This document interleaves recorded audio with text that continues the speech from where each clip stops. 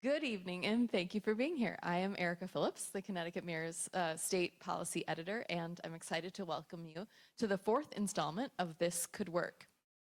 In this event series, I'm sitting down with top Connecticut entrepreneurs to explore their origin stories, find out how they turned their first dollar, and most importantly, ask why Connecticut was the place to make it happen. We'll be posting a video recording of our conversation at ctmirror.org. And we have lots more there on the website for you to read about government, politics, and more, all for free. Tonight, we're welcoming Felicia Rubinstein of HAYVN, a co-working space that began in Darien and has since expanded. Congratulations on that. Thank you. Felicia began her working life as a mechanical engineer, branched into corporate work in marketing and training for Apple and other large companies before discovering that the workplace wasn't always a welcoming environment for new parents. That led her to strike out on her own, and it became the germ of an idea that grew into HAYVN, a co-working space and community that offers support, particularly to women. Welcome, Felicia. Thank you. Great to be here. So I gave you a fair warning about this. I like to start off with a kind of big idea question. And you are the perfect person to ask about this one, which is totally central to this interview series that we've been doing. You're an entrepreneur and you're someone who has surrounded herself with other entrepreneurs. So how do you think about, or how would you define the entrepreneurial spirit? What does it look like? So I think when you asked me earlier, I said it's not sleeping is one thing. But I think it's having grit.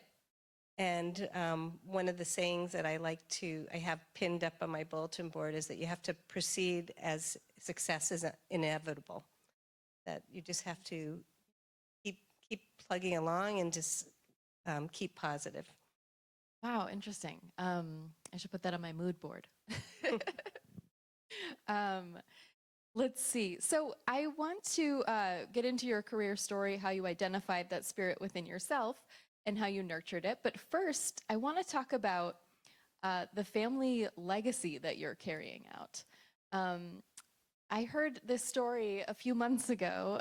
There's some photos at HAYVN of an ancestor of yours, I believe in Cuba. Can you tell us a little bit about kind of that legacy that you're carrying out of entrepreneur? Yeah, so when I started HAYVN, I had this idea to put up someone who really inspired me. And it's almost like this little hidden story that sits in one of our meeting rooms. And it's a picture of my grandfather. And he really was instrumental in pushing me along as an entrepreneur. And his story is basically at 16 years old, he left Poland. And there was pogroms going on, and this was in the 1920s. And he took a ship to, hopefully he was trying to get into the United States, but he was rejected in the United States, and he went to Cuba.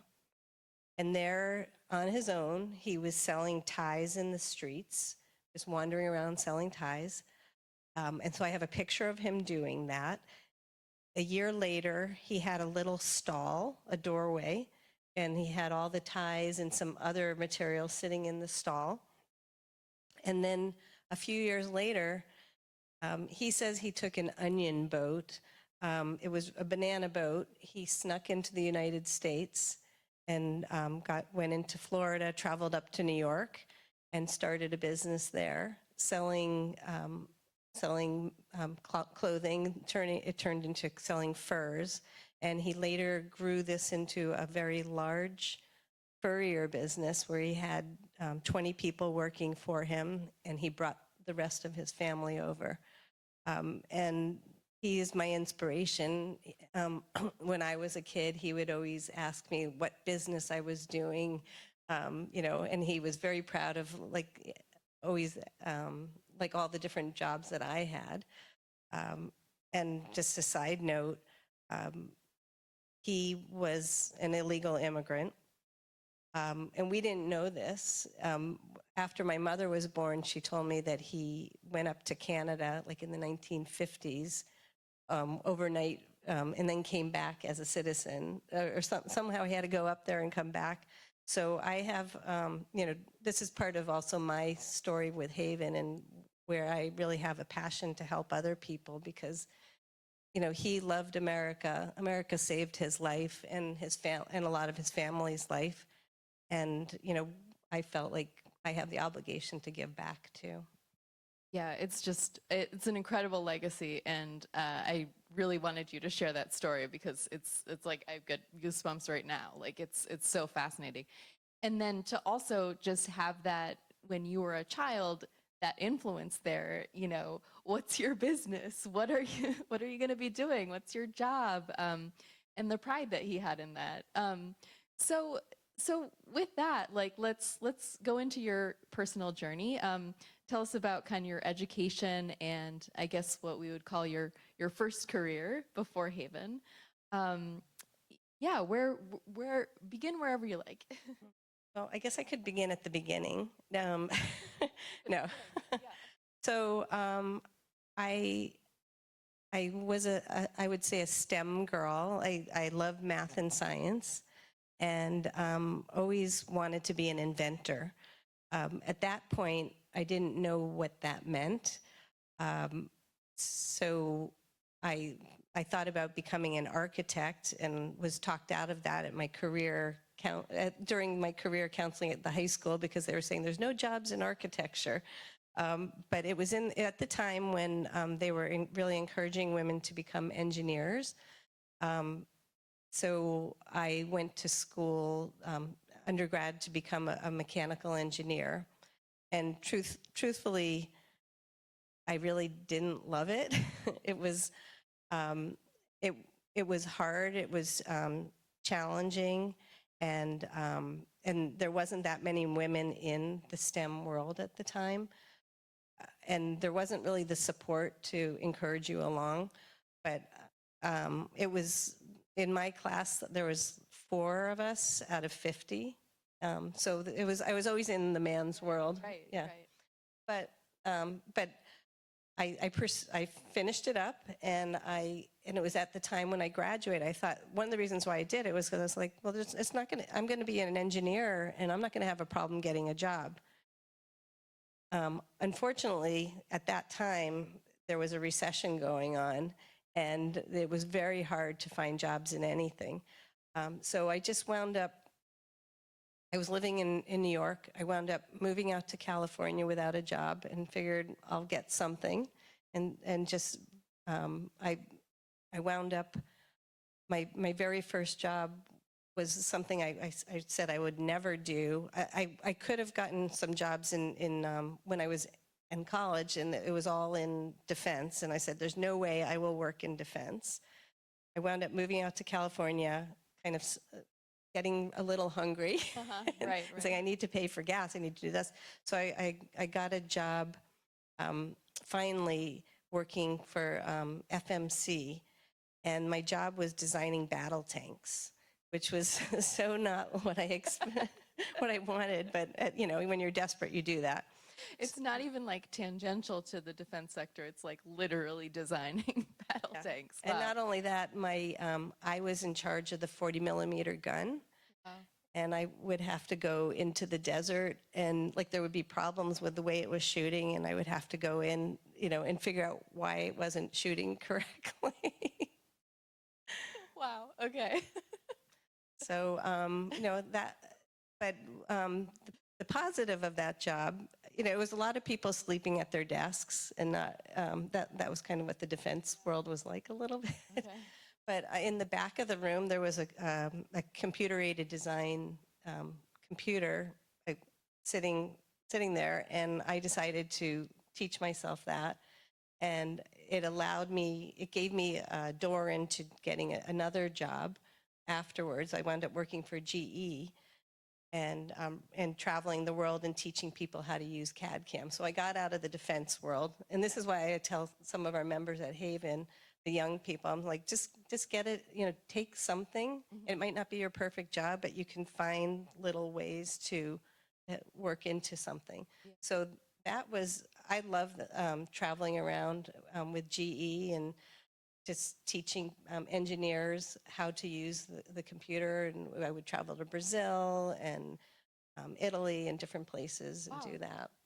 Wow, So, that's like a jet-setting lifestyle. Went from shooting guns in the desert to flying around the world. That's, yeah, that's yeah. very exciting. So, is GE, is that what brought you to Connecticut? No. So after, so I was at GE, and then my husband, we were had gotten engaged when we were out in California, got into business school at NYU. So he wanted to move back to New York, which I came back here kicking and screaming because I loved California. And so I wound up getting a job with Apple, and Apple had their East Coast corporate office was in Norwalk, Connecticut.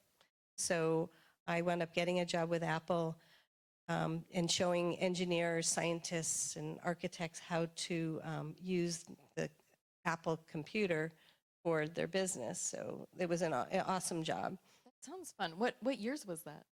This was a long time ago. I was trying to think of like what the Apple computer looked like at that time. It was when the laptop had first Cool. Okay. come out. So I actually have one of the original laptops, Cool. and it was, I mean, truthfully, it was the time when John Scully was in charge, and then Steve Jobs had left, and then Steve Jobs came back at the end of my Apple time. So I did meet him, and that was cool. Yep.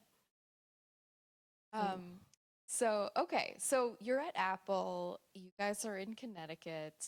Um, I'm interested in sort of what you observed during these years of your career of sort of how women were I don't want to say being treated, but how women were sort of interfacing with the business world. And because a lot of that has changed since then. And I want to get a sense of what it was like when you were in that world and what worked and what didn't. Yeah. Well, I mean, I can give you one example. So, um, I, when I was at Apple, I wound up, we were ready to start a family, so I was pregnant, and I felt like I had to hide my pregnancy. Not that I really had to, but everybody was young, and I was afraid that I would lose my job if I wound up telling anybody. I probably wouldn't have, but it was just one of those things. Right. Where now I think if you, well, I think it's like this now. If you're pregnant, they have all sorts of um, benefits and people can take 3 months off and different things like that. Like I was just a little more nervous about telling people about that. Um, I didn't have a problem at all. Like, I was working with a lot of men because they were engineers and scientists, and I felt like they paid more attention to me because they were curious that when I was teaching and just that, hey, there's a woman engineer there talking to them about things. But so I think that then I actually, another example is when I did have my son, I wanted to go back to Apple, and I really had to push to say that I wanted to come back, but I wanted to come back not full time, but as a job share. And that type of term didn't really exist at the time, but I pushed it because like Fortune magazine had written an article about how the top companies for women to work for, and Apple was on it. So there was all sorts of things. So I had to write a bunch of letters to HR and to say, look, you guys are touted as a great company to work for as a woman, so give me a job share. So they did, and it was like the first one that they had at the company. Okay. And what did that look like when you say job share? Is that like a part-time situation or what? Yeah, so they wound up hiring another person, so we shared the job, I see. and each of us worked 2.5 days a week, or 3 days a week. So I would work Monday, Tuesday, Wednesday, and the other person would work Wednesday, Thursday, Friday, and we would kind of pass the baton on what happened during the week. And still doing kind of the technological training and Well, I was really doing business development and marketing at that time. Okay. And it actually, a lot of what I learned at Apple helped me with what I done at HAYVN, where I was doing trade shows and we were doing educational roundtables on different themes, kind of like what I do at HAYVN now. But Yeah, I was gonna say, so some point around this time, there's maybe a spark of an idea. I don't know, when did it come to you when you started thinking about doing what Haven has now become? oh, not until like way later. Oh, Like, okay. Okay, well yeah, take us I on know. that journey to there. So, so I wound up leaving Apple soon after, about a year after, just because I didn't have great babysitting for my son, and I was commuting to New York City. And I think for women, you can only go so far in your career if you don't have someone taking care of your kids, because that becomes your priority.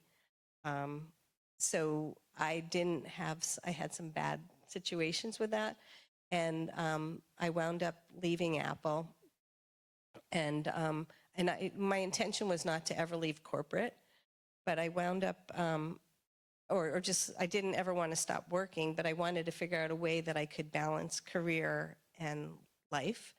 So after that, I wound up starting a marketing agency. And I really wasn't a marketing person, but I love my Mac. And I was doing slides for people, and I was like, I can do this at home, and I can freelance and just do that. And this is before people were really working at home doing this. Right. So I started doing slides for people. I would go in and do temp work. And then I wound up at one place meeting this other woman, and we decided to start a company together. And so we started doing slides for PowerPoint slides for people, and then that turned into doing websites for people and logos and branding, and just taught ourselves everything and created this company. And it wound up being, we did this for 16 years, and we realized it was a good way to learn about running a business. Like I didn't want to do websites for people myself, so I liked managing, and I liked doing the bookkeeping and organizing the business. And my business partner liked doing the graphic design. So between the two of us, we did that. But then as social media became more popular, different things, we wound up finding different people to help with that. So we created an agency, a virtual agency, and we all worked at home because we were all moms and wanted a balance. So it was a 24/7 business. We were able to turn things around quickly for clients. So there was 16 of us, and I just never felt like we were a real company, even though we were. I made it real, and I've done things like at HAYVN that I did for that, where I would bring all these freelancers together. We would have events. We would celebrate everybody's birthday. I would do round tables for our clients. Some of our clients were like the Palace Theater, Okay. the Maritime Aquarium. We had financial companies, a lot of nonprofits. Like most of the nonprofits in Darien, we have done their logos for them. But I started wanting them to meet each other. Yeah. So we would create these sessions for them to all meet each other. So I was connecting them. And we didn't have a real place to do this. So I found an office suite rental place, and we just rented out their space, once a month, and did seminars. Okay. So, that was the beginning of the co-working I'm piece. recognizing some themes here. Yeah. So that was the beginning. So okay. So I feel like I see the spark happening. I see the germ of the idea coming into focus. When did what you were doing there, what you're doing now at HAYVN, or how? How did that? Yeah, it still didn't happen at that point. Okay. Sorry, I'm like getting ahead of you. Just let you keep. So then I had this entrepreneurial business, and I would go to, I would get support from SCORE, from Women Business Development Center, who's here tonight. They were one of my very first clients when I had my marketing agency. So we did their newsletter years ago. I don't know if you know that, but yeah. Yeah. So I met Fran like when she first started and I first started. And so we did their newsletter and all these things. But truthfully, like I was managing all the people, doing the payroll and, staying up at night, worrying about these things, worrying that the clients were happy. And I was still trying to balance my kids, and I was getting tired. And my kids were about to launch themselves. They had, they were going off to college and getting jobs. And I just said, I think I want to go back and work for someone else. I'm tired of working for myself. And, um, you're always the last one to get paid. And you're also the one who you're laughing about. That's true. Right. And you're also the person, like your real role is to do everything that no one else gets to, and you're responsible for it. So I was like, I want to go work for someone else and be able to get paid for vacation, get benefits and all this. Mhm.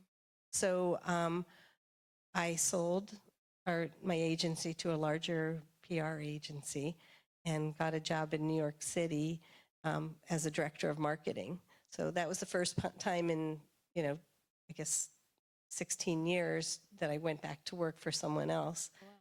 So, and I was excited to do that. Yeah.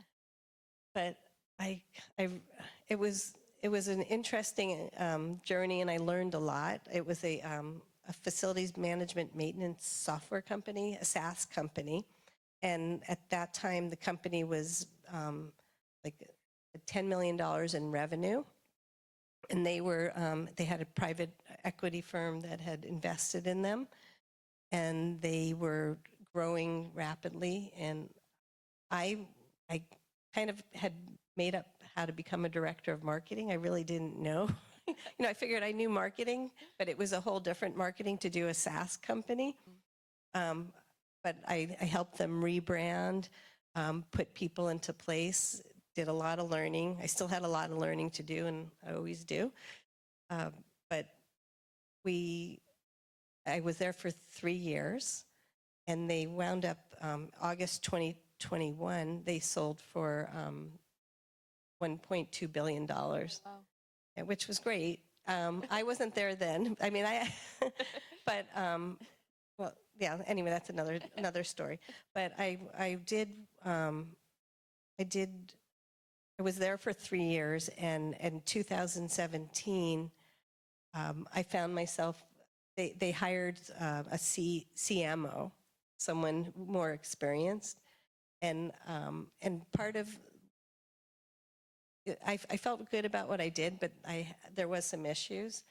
One thing, I was the only woman on the leadership board. There was 15 people on the leadership board, and it was a small startup, and it was definitely, I'm sorry to say, it was a man's club.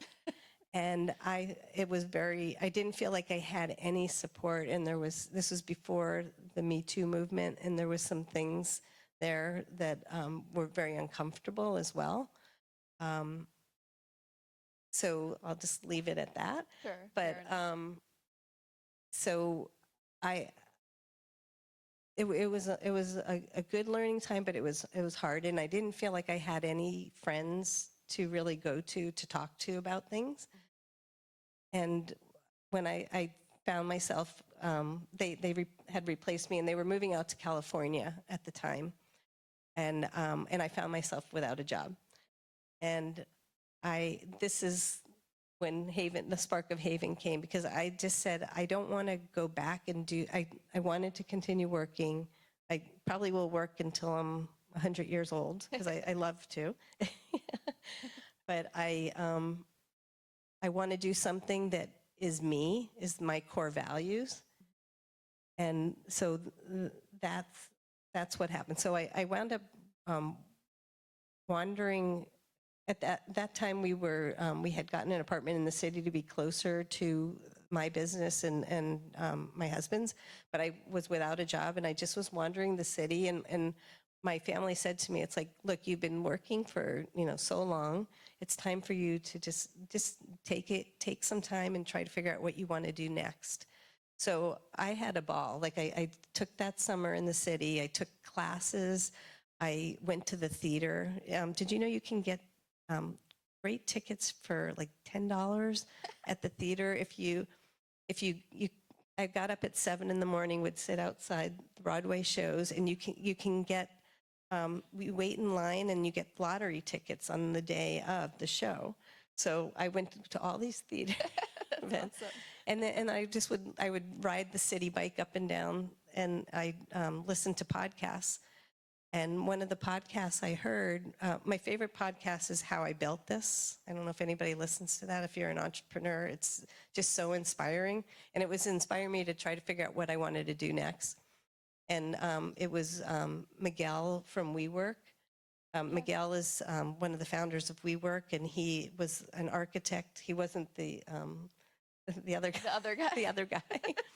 And he was talking about coworking, and this was in 2017, and I was like, this is a fascinating topic. I've never heard of this before.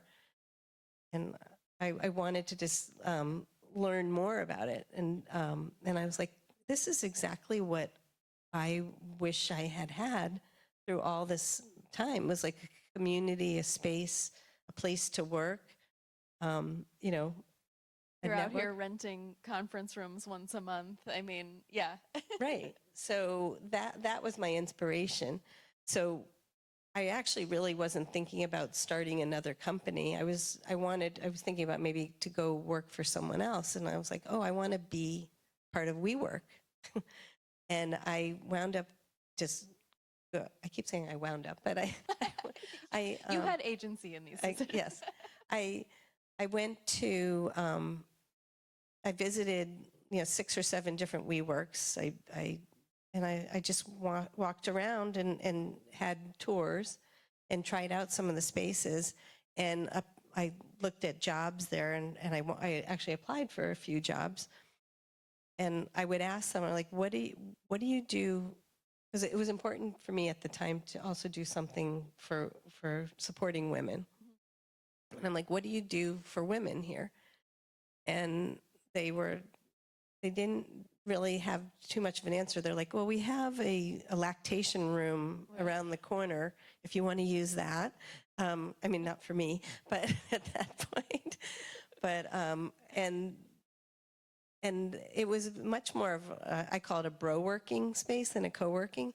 And it was, I love this term. yeah.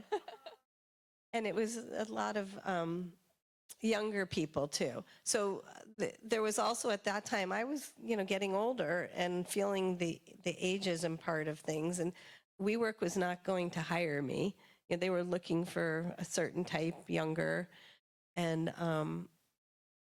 so I was like, well, this doesn't feel like a place that me or any of my friends would want to work.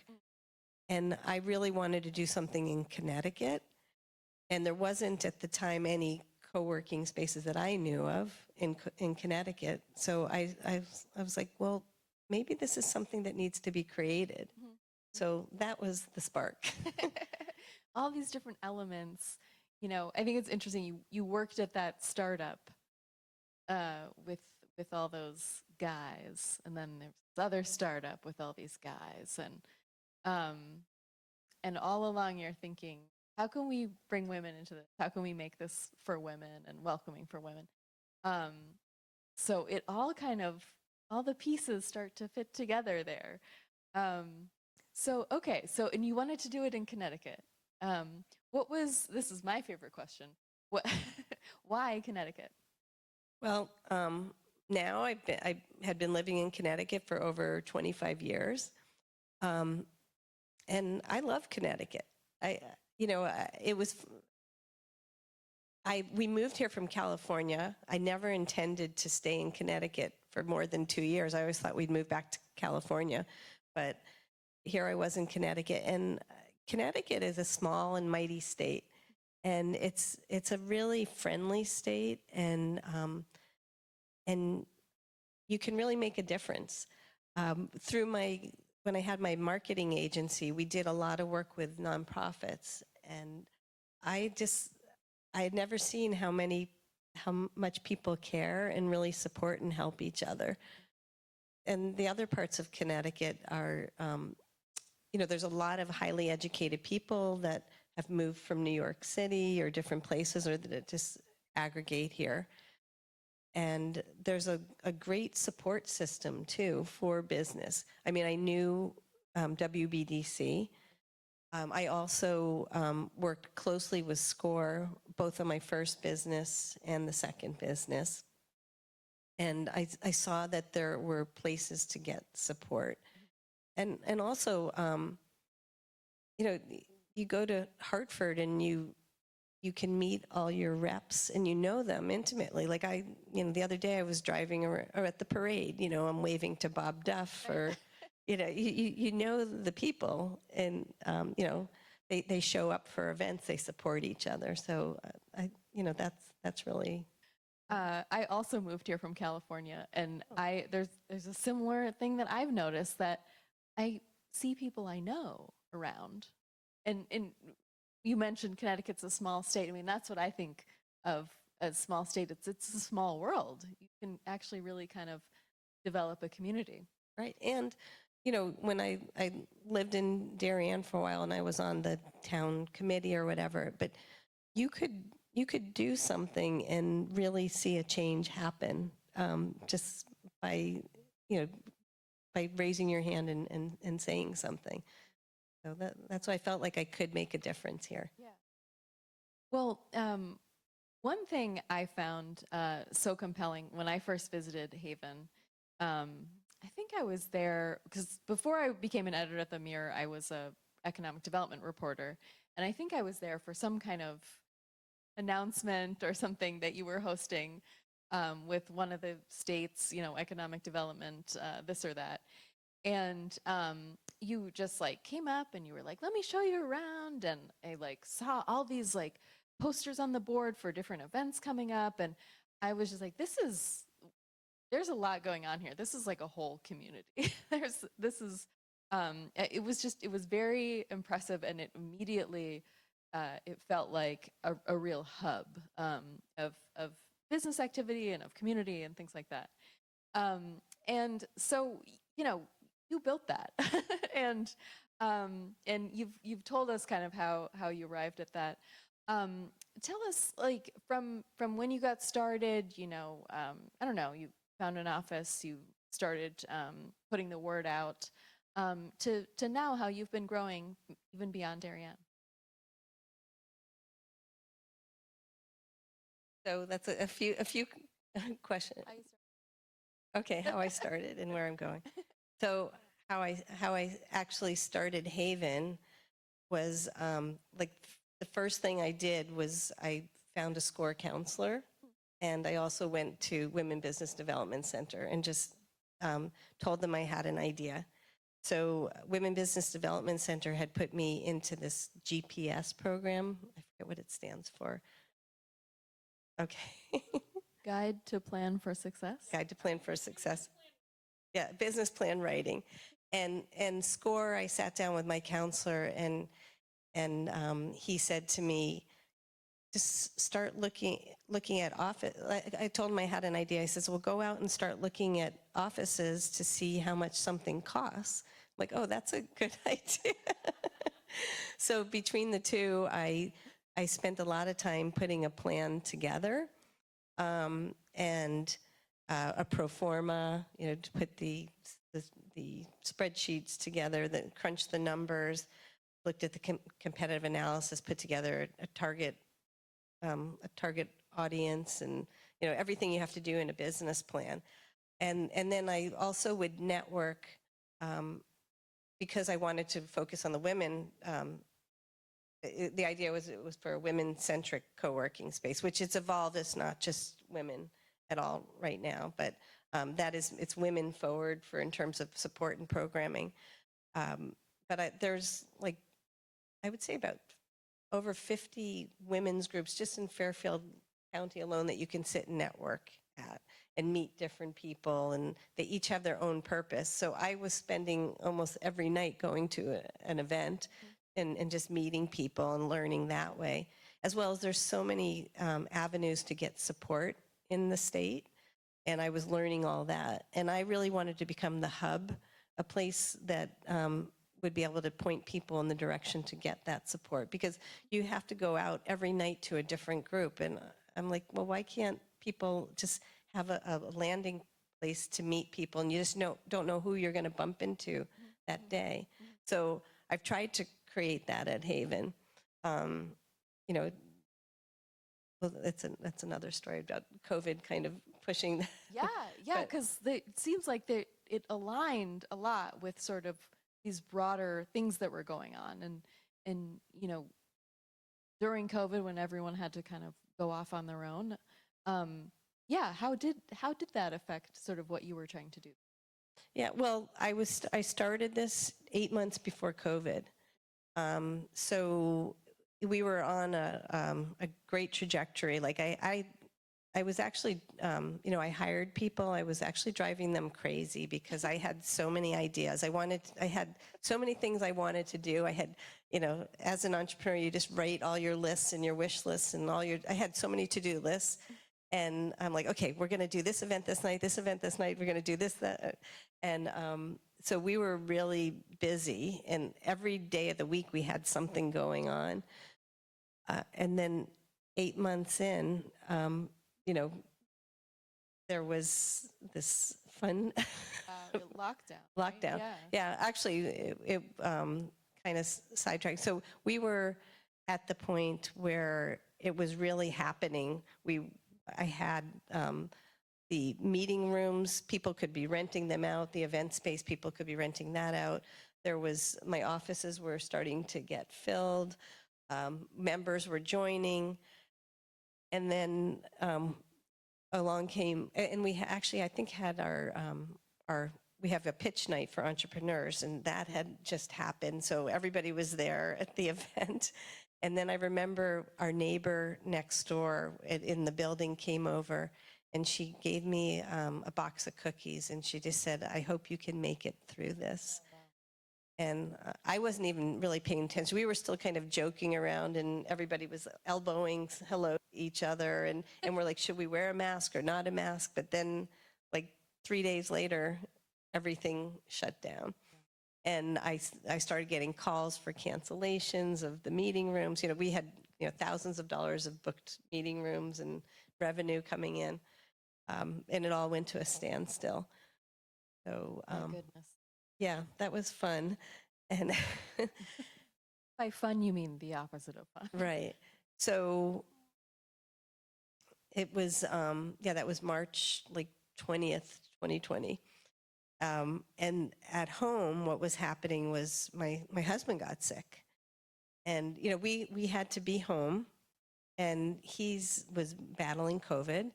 And I wasn't sure if he was really, you know, it was before anybody knew what's going to happen with COVID. And I wasn't sure if he was going to survive, really. You know, he was like upstairs, I was downstairs. I'm like, just, you know, he called me Nurse Ratchet in some ways.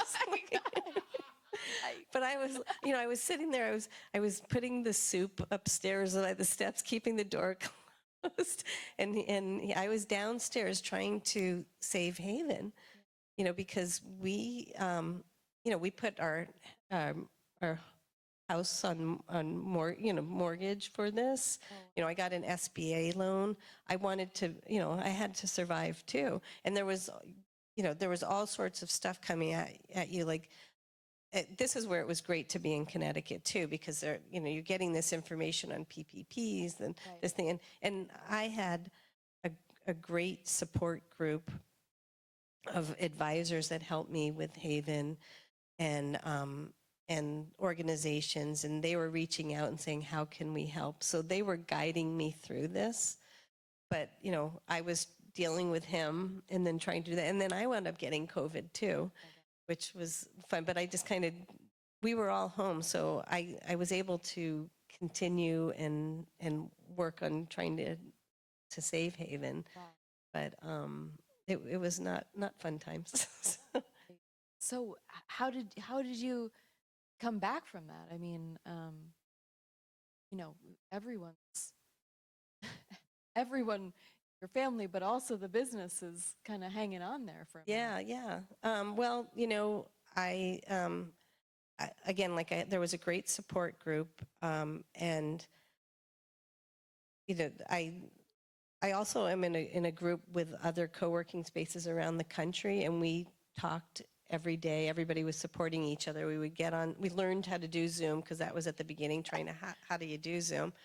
Um, but then our community had been building, and we did have a great community. I think at that time maybe we had 75 members, but they also reached out like, how can we help?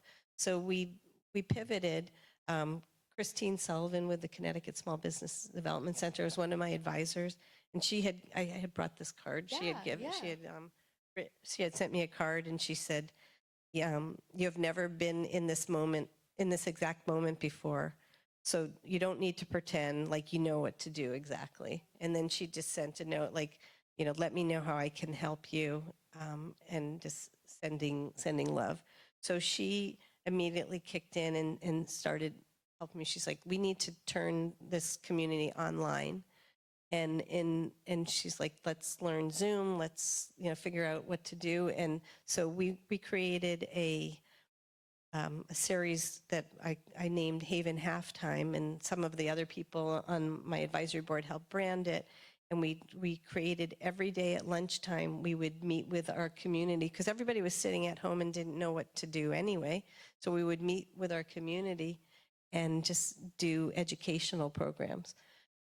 So we were reaching out to our 70 people, and then I would invite, Christine would invite all her people, and then WBDC also reached out. Fran spoke to people on our team. Then the government, like Terry Wood and some other people, just they were like, this was an audience that they could connect with. So we ran this for 3 months, like every day at lunchtime. Like I would have to shower, get dressed, and we would run the Zoom link. And then we did other things too. People stuck with us, Yeah, I mean, I can imagine that. So during that time, I was in a newsroom.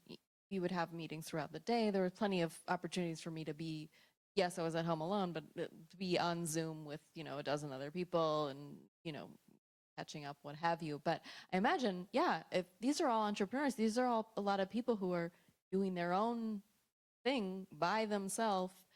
It must have been just such a lifeline for a lot of people to be able to come to have somewhere to talk to people in the middle of the day during all that. Yeah, I think it was something to look forward to, and then everybody started. Get dressed for. Yeah, to get dressed for and feel like there was something to do.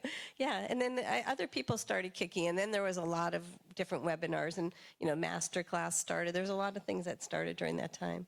We also, we were doing member breakfasts every month at HAYVN before, like that was part of our, like the first 8 months. And we're doing them now too. But what we did also was my team that I had just hired, some of them had immune deficiencies, and they're like, we can't go in, because we still actually kept the doors open at HAYVN. Okay. Because we were essential workers. We had pivoted and started collecting mail for people. Oh, okay. So we were able to keep the offices open, and people did want to come into the office, because, I think husbands and wives needed to get away from each other. So we had 20 private offices. So people were renting those offices, and they would come in with their mask and just go right to their office and not talk to each other. So there's people in my space that I never knew what they looked like. Until they were unzipped. There was some people like, oh, that's what you look like under your mask, because they would never take their mask off. But the members who didn't come in, one of my staff would call a few people every day and just check in with them. How are you doing? Which is really nice. And then for our members' breakfast, one idea I had was we always would have scones at our members' breakfast. So I had my friend Carolyn from Carolyn's Absolutely Fabulous Cafe. So she made a bunch of scones, and then one of my community managers went around and hand delivered to everybody's house. So we just did little things to keep the community together at that time. Incredible. And bit by bit, we've all been making our way back from that crazy time. Yeah. Um, So it seems like I mean, doesn't COVID seem like it never happened in some ways? Yeah. some ways, yeah, there's days you could almost forget it happened. Well, let's fast forward to sort of your latest, and I want to make sure we leave a couple minutes for audience questions. So, um, your your latest endeavors. I mean, we've been through all that, and it almost is like it made you guys stronger. You're growing now. Tell us just sort of what's the news, latest. So, well, I think, I've been able to figure out a lot of the pieces with the initial Haven, so it's been a good test project. And my goal is I have it on my bulletin board that I want to open 3 of these along the 95 corridor.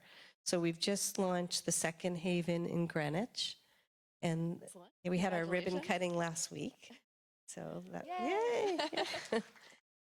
And so uh, that's exciting, and I am trying to figure out how to open a third one, maybe in Fairfield County. I've had a lot of people approach me that want to. People always say, "Oh, could you open one of these in, Ridgefield, or open one here or there?" But I really want to find a partner to help me with this. I think that's important for whether it's someone in real estate that or has a different specialty than me. So. Well, I feel like I could ask you a bunch more things, but I want to give our audience an opportunity. Robert has a microphone there. Does anyone have a question from our audience?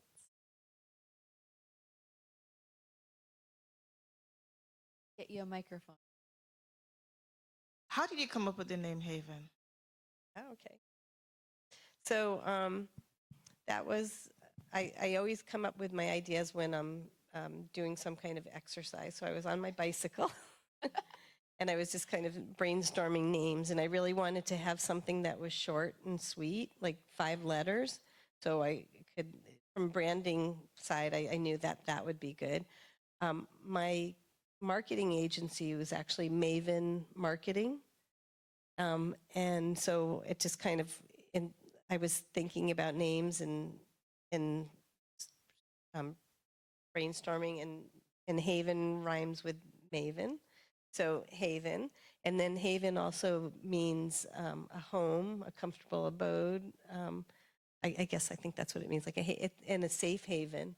And so I just really liked that name. So I went home, I started Googling it, and if I did Haven, HAVEN, there was too many, I couldn't own the Especially in URL. Connecticut, right? Yeah, oh, right, with New More Haven, havens right. you can think of in Right. Connecticut. So I started just Googling, Haven, HAVYN, which would have made sense if I had spelled it that way. But because that's how everybody spells it, they always spell it wrong and then they never get to email me. But the Y is in the middle. So HAYVN is what I came up with. And surprisingly, haven.com, I was able to buy the URL.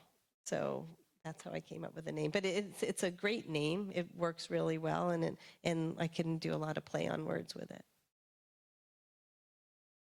Do we have one other question here from the gentleman? Right here. Well, thank you. It seems like demand's kind of just grown and grown and grown since you started it, but I'm interested in the beginning, like what were some of the most effective things you did for marketing, and like what worked, what didn't work, and like what did you be more into over time? Yeah, okay. So, well, I love marketing, so that's kind of my thing. So I kind of did everything from the beginning, or I had my list. I immediately made sure I had good SEO, and then word of mouth marketing and event marketing were helpful. And then also just I I did raise some money through a platform similar to Kickstarter called I Fund Women. And I gave, and having friends and family participate that as well as a little beyond that. So those people, I gave them memberships if they wound up donating money at the beginning. So a bit of the freebie to get people in. And then through organizations that I had joined, that was helpful. Now I do a lot with Google Ads. It depends on what it is. So, because we have different levels of membership. So there's the social membership, and I would say that would be more word of mouth and event marketing driven. But I really have like two businesses here, like because there's the social crew, and then there's the people who have offices in the space. And I would say that is more through Google Ads and email marketing to get them. All right. Do we have one last question? Or, okay, I don't think so. So I will wrap up. I want to thank Felicia. It's great chatting with you and hearing kind of the full long version of the story. It's so neat what you've done. And so thank you for being here. Thank you. Thanks to Ferguson Library. I'd like to mention CEO Alice Knapp, and thanks to Chris Vincent, Barbara Buck, and Dante Pruitt. And at the Connecticut Mirror, I'm thanking our publisher, Bruce Putterman, editor, Beth Hamilton, Robert DeJoy on the back there, Claire Dignan, who you saw earlier, Irene Mackey, Gabby DeBenedictis, Chris Nilsson, and the producer of this series, Harriet Jones, who is not here tonight, but who is amazing. And you can read all of our journalism at ctmirror.org and donate to support our work. Thank you guys all for being here. Have a great evening. Thank you.